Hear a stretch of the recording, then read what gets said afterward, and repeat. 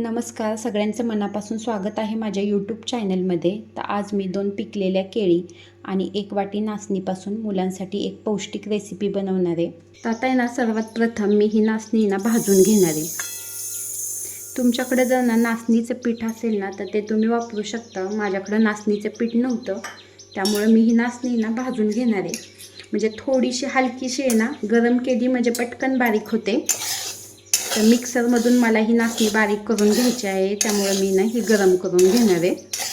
इथं मी ही नाचणी गरम करून घेतलेली आहे आणि गॅस बंद केलेला आहे. नाचणी आता थंड होते. आता ही जी आहे ना पिकलेली केळी आहेत ते आता सोलून घेते. केळी छान अशी पिकलेली आहेत. आता ह्या पिकलेल्या केळींचे असे ना छोटे छोटे स्लायसेस करून घेते.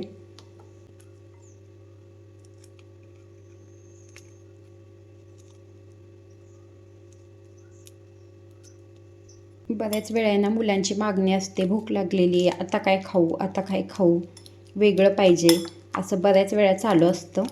तर अशा वेळेस काहीतरी वेगळं देण्यापेक्षा किंवा विकतचं काहीतरी वेगळं देण्यापेक्षा आपण घरी बनवलेलं असं पौष्टिक केळीपासून बनवलेलं, आणि नाचणी भरपूर पौष्टिक आहे, केळी पौष्टिक आहे, त्या निमित्ताने नाचणी मुलांच्या पोटात जाते. हा जो काटा चमचा आहे ना त्याने थोडंसं केळी अशी बारीक करून घेते.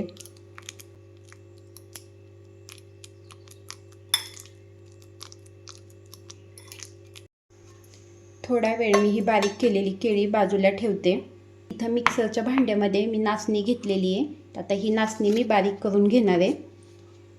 इथं मी घेतलेला आहे अर्धी वाटी गूळ. आता हा गूळही घालून घेते आणि गूळ आणि केळ हे बघा असे मिक्स करून घेते छान.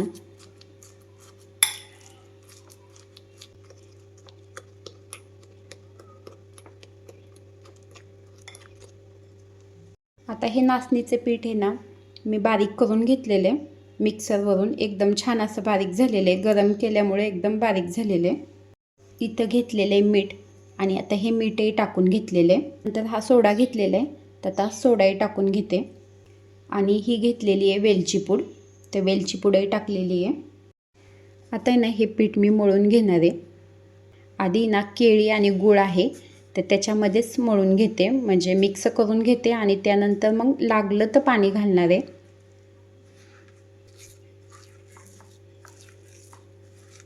मला ह्या पिठामध्ये पाणी अजिबात घालावं लागलं नाही, कारण गूळ आणि केळी ह्याच्यामध्येच हे पीठ मळलं गेलेले.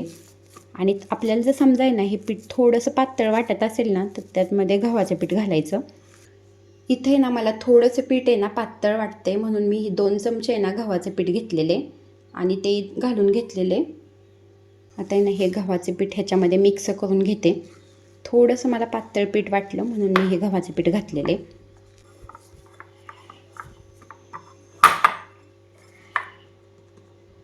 हातावर थोडंसं तेल घेतलेले आणि आता ह्या पिठाच्या गोळ्याला हे तेल लावून घेते.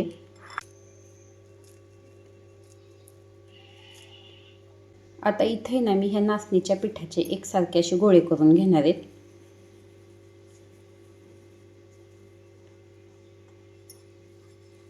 बहुतेक आयांना असा प्रश्न पडतो की छोट्या डब्यात मुलांना काय द्यावं.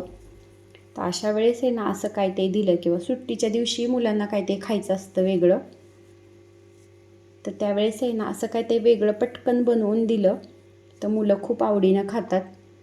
आणि हे आपलं घरचंही असतं, त्याच्यामुळं ते खाल्लेलं पौष्टिकही आहे. नाचणी पौष्टिक आहे. वाढत्या वयाच्या मुलांसाठी त्यांना भरपूर प्रमाणात कॅल्शियम वगैरे मिळतात नाचणीतून.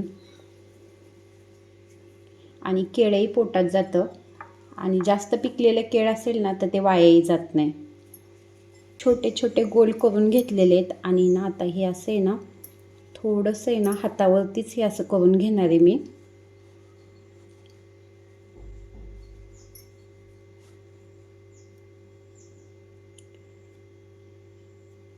आणि हे बघा हे असं बनवून घेणार आहे.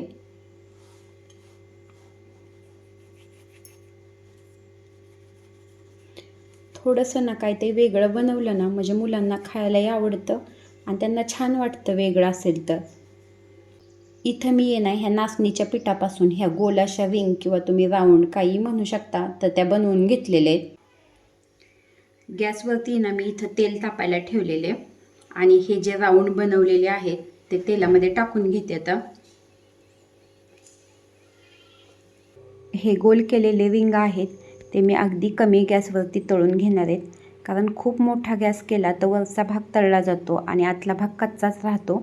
त्यामुळे मी गॅस कमीच ठेवलेला आहे आणि कमी गॅसवरती दोन्ही साईडने मी छान असे ना हे तळून घेणार आहे.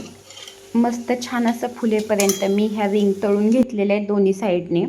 आणि हे बघा किती छान अशा फुललेल्या आहेत आणि असं चिरा पडलेल्या आहेत, त्यामुळं आतपर्यंत छान असं फुगलं गेलेलं आहे. आता जे बाकीच्याही मी रिंग बनवलेल्या आहेत त्याही मी अशाच पद्धतीनं तळून घेणार आहेत.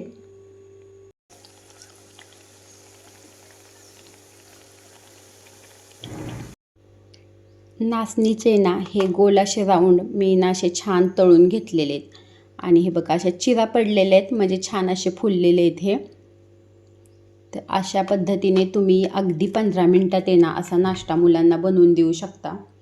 तुम्ही त्यासाठी ना वेगवेगळे आकारही बनवू शकता. म्हणजे मी हे असा गोल बनवलं आहे, त्याच्यापेक्षा वेगळा कुठला आकार तुम्हाला बनवता येत असेल तर तोही तुम्ही बनवू शकता. आणि हा नाश्ता पौष्टिकही आहे, त्यामुळे अशा पद्धतीने नक्की बनवून पहा.